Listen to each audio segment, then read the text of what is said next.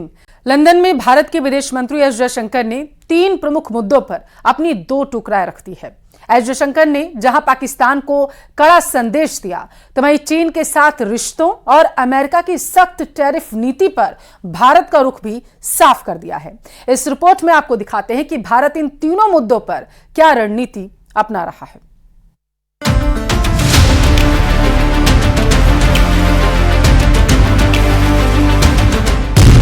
London का मंच, विदेश मंत्री का पाकिस्तान को पंच। लंदन के चैथम हाउस थिंक टैंक में विश्व में भारत का उदय और भूमिका विषय पर बातचीत के दौरान एस जयशंकर से सवाल पूछा गया था कि क्या प्रधानमंत्री नरेंद्र मोदी कश्मीर मुद्दे का हल निकालने के लिए अमेरिकी राष्ट्रपति डोनाल्ड ट्रंप के साथ अपने संबंधों का इस्तेमाल कर सकते हैं। इस पर एस जयशंकर ने कहा कि भारत सरकार कश्मीर के लिए 3 महत्वपूर्ण कदम उठा चुकी है, जिसमें धारा 370 हटाना पहला कदम था, कश्मीर में विकास, आर्थिक गतिविधियां और सामाजिक न्याय को बहाल करना दूसरा कदम था, और फिर तीसरा कदम जम्मू कश्मीर में अच्छे वोटिंग परसेंटेज के लिए चुनाव करवाना था। लेकिन इसके बाद पीओके के सवाल पर एस जयशंकर ने जो कहा वो पाकिस्तान को परेशान करने के लिए काफी है। I think the part we are waiting for is the return of the stolen part of Kashmir, which is on the under illegal Pakistani occupation. When that's done, I assure you, Kashmir solved. Bharat चीन के साथ किस तरह का रिश्ता चाहता है, ये सवाल जब एस जयशंकर के सामने आया तो उन्होंने साफ किया कि भारत और चीन दोनों में बहुत सी समानताएं हैं। दोनों का सदियों पुराना इतिहास है, बड़ी जनसंख्या है, लेकिन दोनों के रिश्ते तभी अच्छे रह सकते हैं जो बॉर्डर पर शांति हो। We want, a stable relationship, but we want a relationship where our interests are respected, where our sensitivities are recognized, where it works for both of us. I think that is really been the challenge in the relationship. And obviously, for us, because of the border, for us, the management of the border, the assumption for the last 40 years has been that there must be peace and tranquility in the border areas if the relationship is to grow. If the border is unstable or is not peaceful or is not tranquil, obviously it will have consequences on the growth and direction of the relationship. विदेश मंत्री S Jaishankar से इस दौरान 2 अप्रैल से लागू होने वाले America के रेसिप्रोकल टैरिफ पर सवाल किया गया। इस पर एस जयशंकर ने साफ कर दिया कि राष्ट्रपति ट्रंप के नेतृत्व में अमेरिका की विदेश नीति में बदलाव उम्मीद के मुताबिक है और एक कई मायनों में भारत के लिए अच्छा है। We had a very open conversation about it, and the result of that conversation was that we agreed on the need for a bilateral trade agreement. And our trade minister, in fact, is there in Washington giving exactly that right. S Jaishankar 6 दिन के दौरे पर Britain और Ireland पहुंचे हैं। जाहिर है global politics में भारत की मजबूत होती स्थिति के बीच एस जयशंकर के बयान की गूंज कई देशों में एक साथ सुनाई दे रही है। पीएफआई के बाद अब उसकी राजनीतिक शाखा भी प्रवर्तन निदेशालय की रडार पर आ चुकी है। खबर है कि खाड़ी देशों में पीएफआई और एसडीपीआई से जुड़े हजारों लोग इस वक्त ईडी की नजर में आ चुके हैं। यही वजह है कि इन लोगों के खिलाफ एजेंसी ने अपनी जांच को तेज कर दिया है।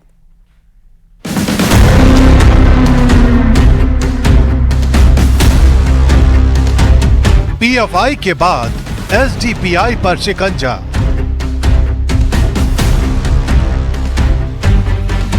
ईडी के रडार पर एसडीपीआई, 13,000 संदिग्धों पर पैनी नजर। विदेशी फंडिंग का बड़ा खेल। पॉपुलर फ्रंट ऑफ इंडिया यानी पीएफआई पर प्रतिबंध लगने के बावजूद जांच एजेंसियों का इन संगठनों की गतिविधियों पर संदेह बना हुआ है। सूत्रों के हवाले से खबर है कि अब एसडीपीआई जांच के घेरे में है। ये पीएफआई की राजनीतिक शाखा कही जाती है। दावा किया जा रहा है कि ये संगठन विदेशों से फंडिंग के जरिए अपने नेटवर्क को मजबूत करने में जुटा था। केंद्रीय जांच एजेंसी ईडी यानी प्रवर्तन निदेशालय के द्वारा जिस तरह से एसडीपीआई के प्रेसिडेंट एम.के. फैजी को गिरफ्तार किया गया और उसकी गिरफ्तारी के बाद अब पूछताछ का दायरा काफी आगे बढ़ाया जा रहा है। जिस तरह से एसडीपीआई संस्था की अगर बात करें तो इस संस्था के बारे में ऐसा माना जाता है कि प्रतिबंधित संगठन पीएफआई की ये सहयोगी संस्था है और उसकी ये राजनीतिक संस्था है। और जिस तरह से इस मामले में क्या पीएफआई का अभी तक एसडीपीआई के साथ में एक मजबूत कनेक्शन निकल के आ रहा है। जिस तरह से बता इस मामले में पिछले कुछ समय पहले जिस तरह से कई सर्च ऑपरेशन को अंजाम दिया गया और इस मामले में कई आरोपियों की गिरफ्तारी हुई, तो इसी गिरफ्तारी के बाद जब उससे विस्तार से पूछताछ की गई तो पता चला कि अभी भी पीएफआई जो संगठन जो प्रतिबंधित है उससे जुड़े हुए कई ऐसे लोग हैं जो एसडीपीआई से जुड़े हुए थे। और यहां तक कि जो एसडीपीआई की जो फंडिंग है, जो पॉलिटिकल फंडिंग है, उसमें काफी जो एक कहा जा सकता है मजबूत कनेक्शन जो है वो निकल के आता हुआ सामने आ रहा है। ईडी को गल्फ देशों से जुड़े कई संदिग्ध लेन देन की जानकारी मिली है। बताया जा रहा है कि कतर, सऊदी अरब, कुवैत, ओमान और सिंगापुर से भेजे गए फंड्स एसडीपीआई के खाते में पहुंचे। ये फंड किस मकसद से आए? क्या इनका इस्तेमाल किसी गैर कानूनी गतिविधि में हुआ? इन सवालों की जांच तेज कर दी गई है। बताया जा रहा है कि इस वक्त एसडीपीआई से जुड़े 13,000 संदिग्ध लोगों की जानकारी खंगाली जा रही है।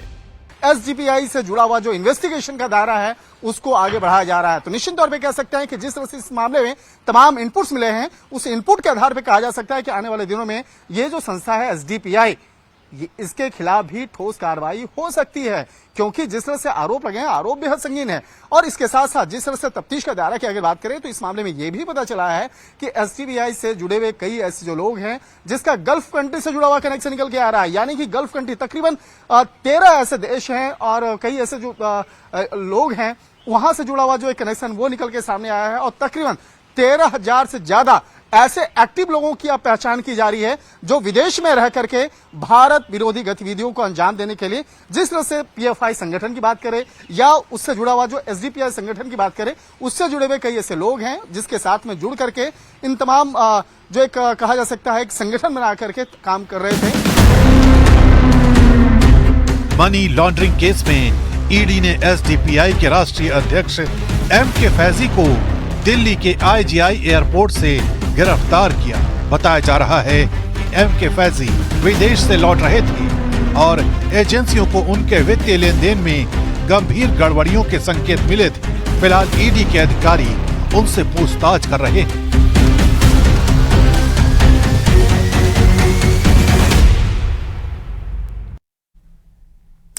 क्रिकेटर मोहम्मद शमी के रोजा न रखने को लेकर उनकी आलोचना हो रही, वहीं मुस्लिम समाज के लोग सोशल मीडिया पर उन्हें ट्रोल भी कर रहे हैं। बरेली के मौलाना शहाबुद्दीन ने भी मोहम्मद शमी को नसीहत दी है और कहा कि मोहम्मद शमी ने रोजा न रखकर एक बड़ा गुनाह कर दिया। शरीयत की नजर में मोहम्मद शमी अब मुजरिम बन चुके हैं।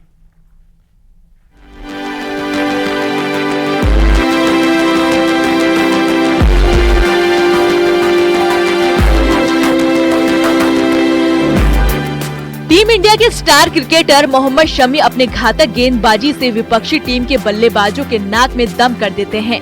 चैंपियंस ट्रॉफी में जसप्रीत बुमराह की गैर मौजूदगी में मोहम्मद शमी ने बॉलिंग यूनिट की कमान अपने कंधों पर संभाल रखी है।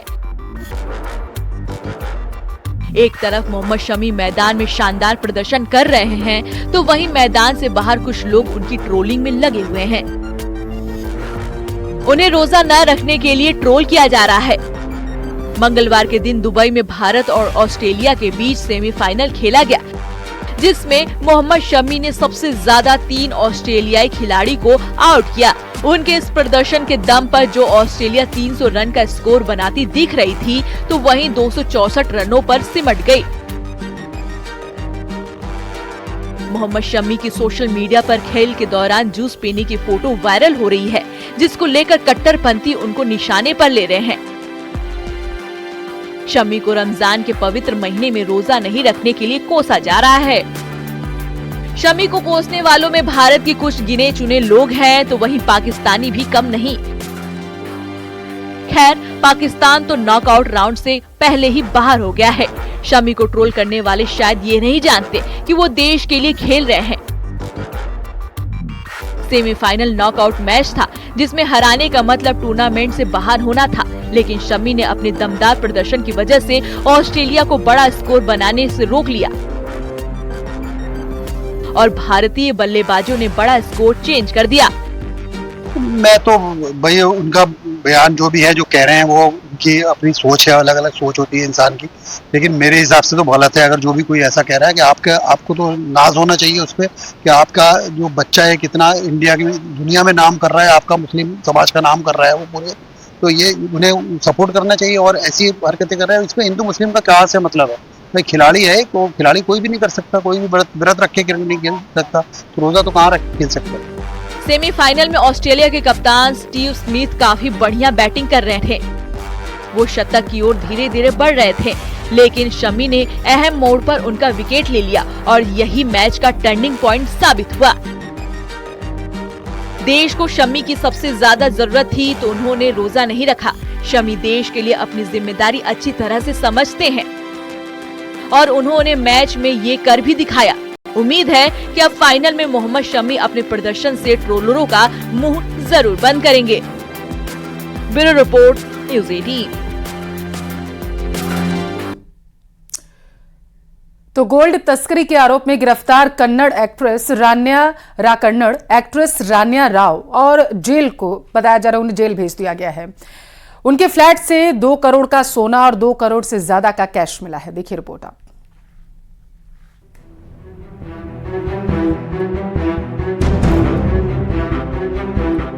कन्नड़ फिल्म इंडस्ट्री की जानी मानी अभिनेत्री रान्या राव सोने की तस्करी के आरोप में जेल पहुंच चुकी हैं। गोल्ड स्मगलिंग में नाम सामने आने के बाद रान्या के घर पर तलाशी ली गई, जहां उनके फ्लैट से 2 करोड़ का सोना और 2 करोड़ से ज्यादा कैश बरामद हुआ। सोमवार को उनकी एयरपोर्ट से गिरफ्तारी हुई थी, जहां वो 14.2 किलो सोने के साथ पकड़ी गई थी। वो दुबई से बेंगलुरु पहुंची थी। उन्हें बेंगलुरु इंटरनेशनल एयरपोर्ट पर गिरफ्तार किया गया था। बुधवार को पुलिस की जांच टीम ने उनके अपार्टमेंट की तलाशी ली। वहां जांच पड़ताल करने के बाद पुलिस भी दंग रह गई। रान्या के फ्लैट से ही गोल्ड की ज्वेलरी और करोड़ों का कैश बरामद हुआ। इस तरह उनके पास 17 करोड़ 29 लाख का माल जब्त हुआ। रान्या पर गोल्ड स्मगलिंग का केस दर्ज किया गया है। रान्या राव पर आरोप है कि उनके साथ आए 2 लोग सूटकेस में तस्करी का सोना लेकर जा रहे थे।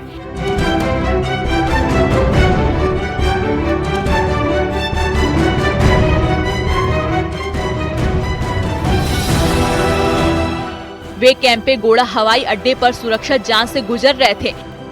इसी दौरान खुफिया जानकारी रखने वाले DRI टीम ने उन्हें रोका और तलाशी शुरू की। इसके बाद रान्या से पूछताछ हुई और तस्करी के बाद खुल गई। DRI की टीम उन्हें पूछताछ के लिए बेंगलुरु के हेडक्वार्टर में पहुंची। उन पर गोल्ड स्मगलिंग का केस दर्ज किया गया। रान्या कर्नाटक पुलिस हाउसिंग कॉर्पोरेशन के DGP रामचंद्र राव की सौतेली बेटी है। रामचंद्र राव का कहना है कि उनका रान्या से कोई वास्ता नहीं है और न ही वे उनके साथ रहती हैं। गिरफ्तारी के बाद रान्या राव को कोर्ट में पेश किया गया, जहां उन्हें 14 दिन की न्यायिक हिरासत में भेज दिया गया। रान्या पर आरोप है कि उनकी बॉडी पर टेप चिपकाकर सोना छिपाया गया था। सूत्रों के मुताबिक रान्या तस्करी के लिए 1 साल में 30 बार दुबई गई थी। 1 किलो सोने की तस्करी के बाद उन्हें 1 लाख रुपए मिलते थे। एक बार दुबई का दौरा करने पर वह करीब 13 लाख रुपए कमा लेती थी।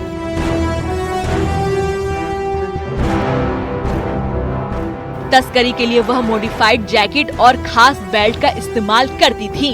Bureau report, news 18।